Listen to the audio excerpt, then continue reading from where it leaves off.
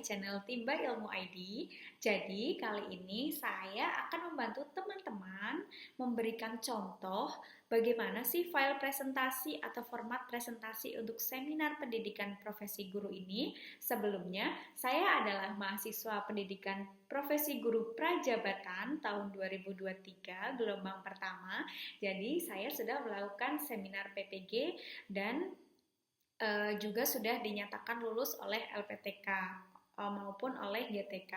Nah, jadi teman-teman di sini saya akan membagikan file presentasi atau membagikan format presentasi PowerPoint saya kepada teman-teman.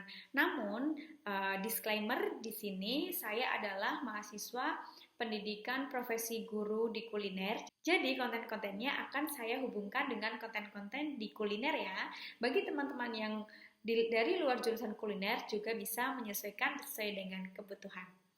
Oke, yang pertama, jadi slide ini yang pertama seperti biasa yaitu berisi terkait dengan identitas kita dan terkait dengan judul yaitu seminar PPG. Boleh disebutkan dari universitas mana, diberi logo ataupun diberi tulisan dari universitas teman-teman semua. Nah, di slide yang kedua di sini saya menuliskan identifikasi diri sesuai dari LK yang ada di LMS bahwa terkait dengan identifikasi diri ini terdapat 3 hal. Yang pertama yaitu menjelaskan terkait visi pribadi untuk pendidikan Indonesia, visi pribadi sebagai calon guru, dan hal yang saya lakukan untuk mencapai visi pribadi saya. Nah, perlu digarisbawahi oleh teman-teman semua dalam menyampaikan visi ini diharapkan teman-teman memahami dari kalimat yang teman-teman tulis sehingga ketika presentasi nanti tidak ada pertanyaan yang menjanggal atau pertanyaan yang sulit untuk dijawab oleh teman-teman semua. Karena ketika menguji, ketika ujian seminar PPG ini, dosen penguji akan benar-benar memperhatikan apa yang kita tulis di dalam PowerPoint ini. Dan selain itu, dalam identifikasi diri ini juga teman-teman diharapkan menarik benang merah dari inti visi dan hal yang akan kita lakukan untuk mencapai visi tersebut. Sebagai contoh, salah satu visi saya yang ketiga yaitu peserta didik di Indonesia memiliki hak pendidikan yang merata. Nah, sebagai visi pribadi, saya ingin selalu mengikuti perkembangan teknologi sebagai guru profesional. Dan hal yang saya lakukan untuk mencapai visi pribadi tersebut, yaitu saya selalu belajar ilmu pengetahuan dan teknologi. Dan bisa teman-teman jelaskan juga terkait belajar ilmu pengetahuan dan teknologi ini yang telah teman-teman lakukan apa saja, seperti mengikuti pelatihan, mengikuti seminar, dan lain sebagainya. Sehingga contoh-contoh dari yang teman-teman jelaskan itu bersifat konkret dan dapat dipercaya. Yang selanjutnya di sini saya menjelaskan desain pembelajaran dari implementasi refleksi mata kuliah dalam PPG ini. Jadi, di dalam seminar PPG ini kita diharapkan memberikan desain pembelajaran. Nah, desain pembelajarannya itu adalah berupa modul ajar serta perangkat lainnya.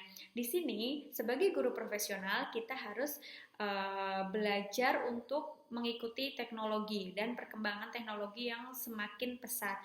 Di sini saya memberikan QR code terkait dengan modul ajar dan job sheet, sehingga diharapkan apabila penguji akan mengecek modul ajar bisa scan QR code yang ada di presentasi tersebut. Hal tersebut juga berfungsi agar modul ajar yang kita buat itu tidak disisipkan keseluruhan di dalam presentasi sehingga presentasi tidak terkesan membosankan. Nah, yang selanjutnya, hasil desain pembelajaran tersebut kita kaitkan dengan salah satu mata kuliah yang kita pilih sebagai implementasi nyata dari mata kuliah dan sebagai implementasi kita selama PPL atau selama mengadakan pembelajaran di kelas. Nah, di sini saya mengimplementasikan mata kuliah pemahaman tentang peserta didik dan pembelajarannya, dan kita sebutkan lebih spesifik lagi, saya sebutkan di topik 2 tentang pembelajaran yang berpihak pada peserta didik. Nah, yang selanjutnya di sini saya mengimplementasikan pada mata pelajaran pengolahan dan penyajian makanan pada kelas 12 kuliner 2. Selanjutnya, saya juga menuliskan terkait dengan capaian pembelajaran yang ada pada topik 2 tersebut. Nah, di sini saya mulai menjelaskan konten-konten atau teori-teori pada mata kuliah pemahaman tentang peserta didik dan pembelajarannya, seperti memaknai kerangka strategi seperti culturally responsive teaching atau CRT, teaching at the right level, dan developmentally appropriate practice. Di slide selanjutnya, saya di sini menjelaskan terkait dengan implementasi atau penerapan dalam pembelajaran terkait dengan teori culturally responsive teaching itu apa saja. Yang selanjutnya terkait dengan penerapan teori teaching at the right level itu apa saja, seperti memahami model dan gaya belajar peserta didik yang berbeda-beda, modul ajar yang disesuaikan dengan hasil identifikasi peserta didik di awal pembelajaran dan lain sebagainya. Nah, yang selanjutnya di sini menjelaskan juga terkait dengan hubungan developmentally appropriate practice terkait dengan pembelajaran yang sudah saya lakukan. Yang selanjutnya di sini saya juga memberikan bukti nyata terkait dengan pendapat guru pamong dan peserta didik. Nah, pendapat dari guru pamong dan peserta didik ini merupakan feedback yang orang lain berikan terhadap pembelajaran yang telah kita lakukan. Hal tersebut berfungsi untuk mengetahui kekurangan atau merefleksikan pembelajaran yang telah kita lakukan. Apakah hal tersebut sudah sesuai dengan model pembelajaran yang kita lakukan atau belum. Nah, dengan feedback atau pendapat dari guru pamong dan peserta didik ini, kita bisa memperbaiki cara mengajar kita di dalam kelas. Yang selanjutnya, di sini juga saya menjelaskan terkait dengan artefak pembelajaran. Artefak pembelajaran ini merupakan luaran atau produk yang kita hasilkan dari proses pembelajaran seperti modul ajar, LKPD, handout, PowerPoint, ataupun media video pembelajaran ataupun media yang lainnya.